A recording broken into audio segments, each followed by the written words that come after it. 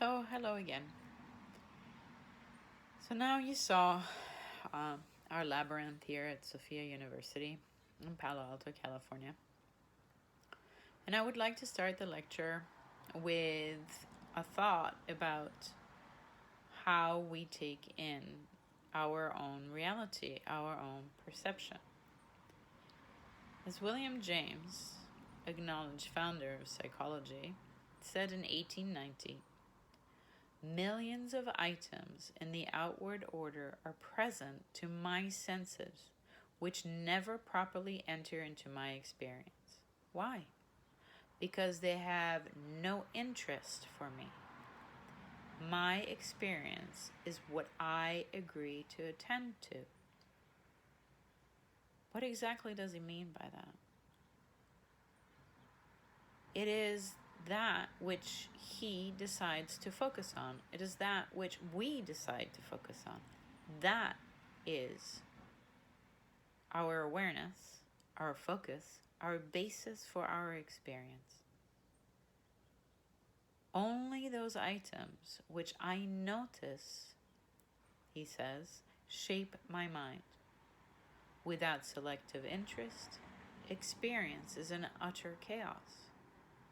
So if we just pay attention to everything, everywhere, in every way, without having our specific lens to it, we would be totally overwhelmed, and it would not be a reference point for us in our experience in the here and the now. Without our attention, things are then as good as non-existent. They just exist within themselves, but there's nobody there to pay attention to them. I've included in this slide a picture of Jung's Red Book, from Jung's Red Book, which really makes it clear how our attention makes things stand out. As you can see, the monoliths in the back are no longer as vivid or as important as that monolith that is right in the front that you are looking at, that is calling for your attention, but that you're focusing on. That one exists. That one exists in all of its detail. This is what is meant by awareness is a basis for our experience. Welcome back. So now you have some experience walking a labyrinth. You have some experience as to how this may be relevant and important in leadership, and also in how it focuses and helps to create awareness within your experience.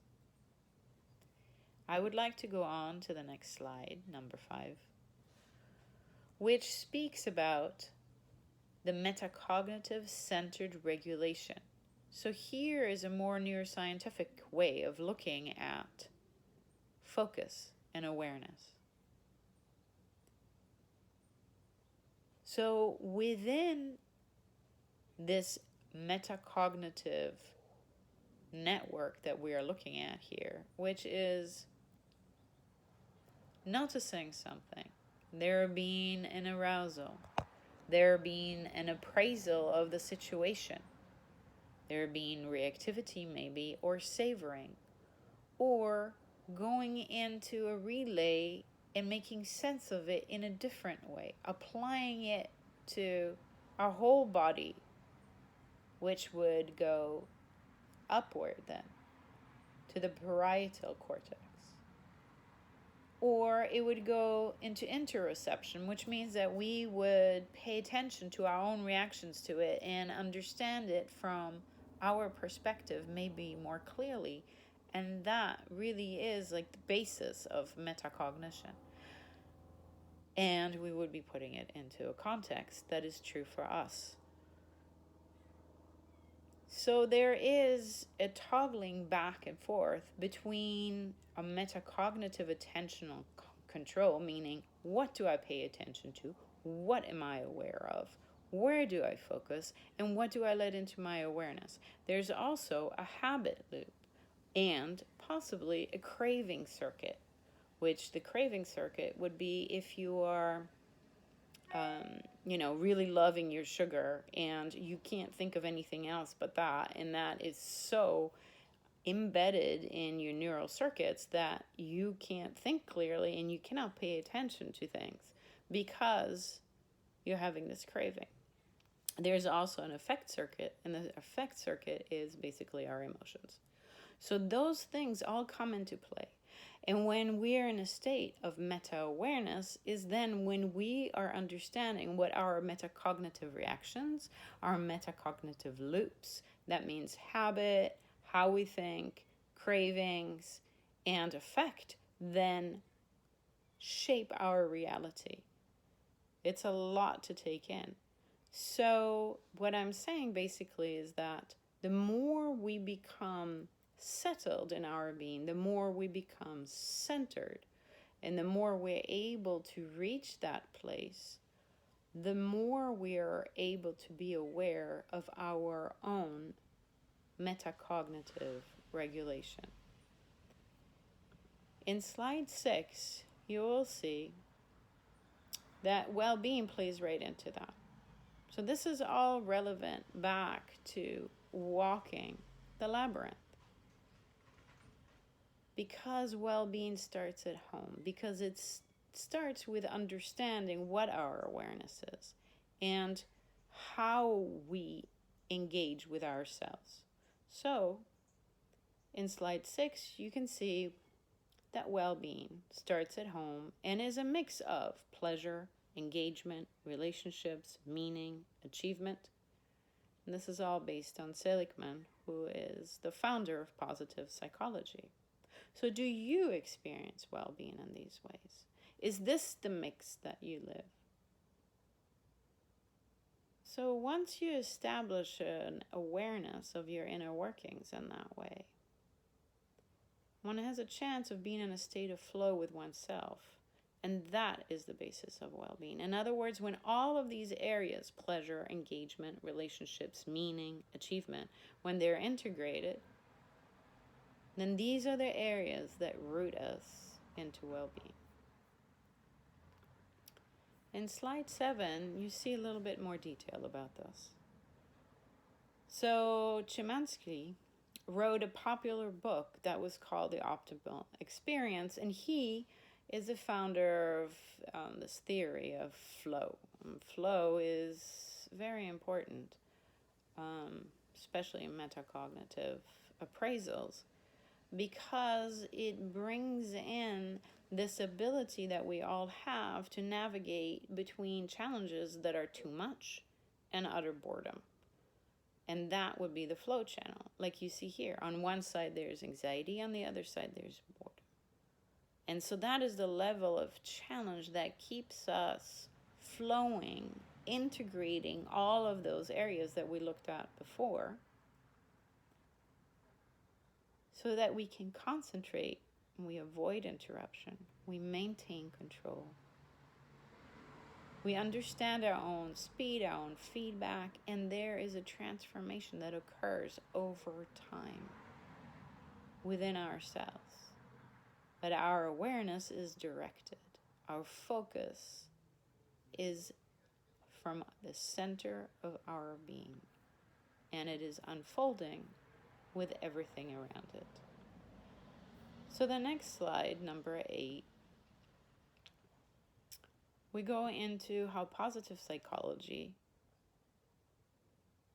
is a piece of transpersonal psychology, or the philosophy of it is directly related to psychology, because it goes also beyond the person. In other words, you're touching other beings by being able to see your own cognitive flow, your own meta-awareness, and understanding how you can apply personal flow to it and how you can sustain it. And then from that core, you can drive your creativity and leadership, or other people can. And questions that are still open Or, for example, how do we scale this in a social leadership? So here we see positive psychology at the middle of. There's creativity, there's wisdom and knowledge, there's flow, applied positive psychology, there's resilience, there's strength and virtue, love of humanity, strength of transcendence, which is typical for transpersonal psychology, humor, emotional intelligence, positive emotions, and what we touched on before, psychological well-being. So back to the labyrinth and navigating this from the core of yourself. There's research out there about the benefits of walking a labyrinth. So there's a short-term benefit and a long-term benefit. So as we mentioned before, a labyrinth is often used in religious and health-related institutions for quiet walking and meditation, finding back to yourself. And it is considered a convenient tool for decreasing psychological and physical stress in the moment. So the short-term physiological responses of the body, of the autonomic nervous system, are and have been measured, for example, in a study with 25 young adults and youths, that walking the labyrinth results in the moment in a physiological arousal that is measured by respiratory sinus arrhythmia, meaning how you're breathing, and through your spit, which is alpha amylase, salivary alpha amylase. So when you are walking, at first, there's a decrease in your breathing and an increase in your salivary alpha amylase, which basically means that you're activated, and at the same time, there's something that relaxes in your system. So that is the focus, that is the flow, that is that channel in between where you're neither too stressed by or too anxious by a task that you have to do, or you're bored because it's not relevant. And here, there's a way to find that balance right in between.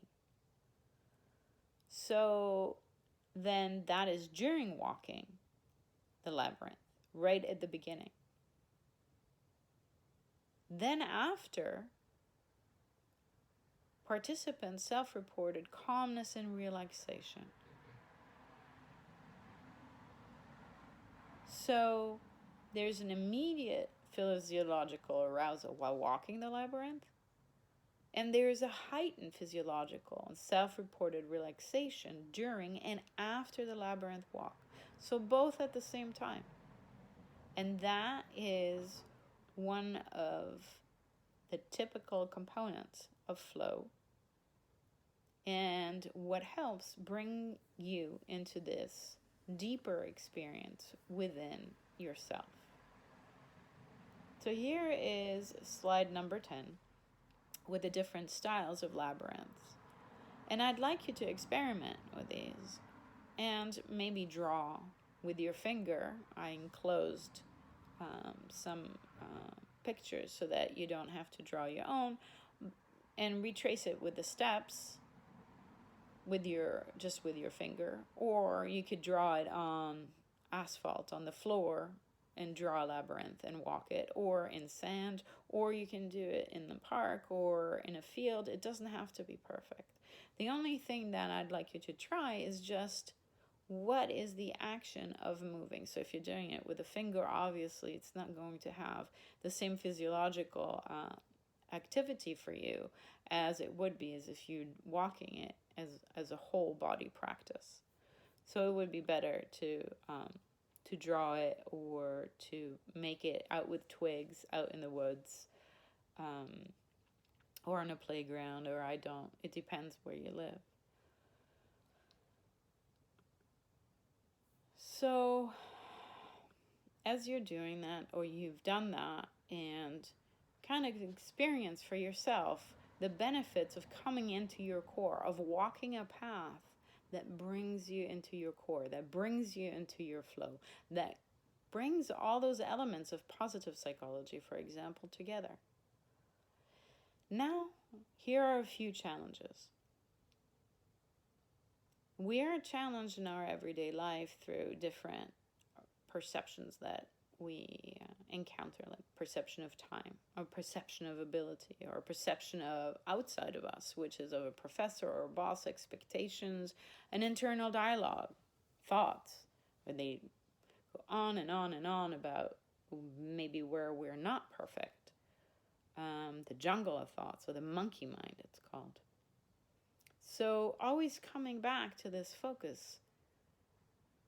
Or maybe there's a lack thereof that we're experiencing. Overwhelm, stress. Maybe there's additional learning or creativity obstacles in your way.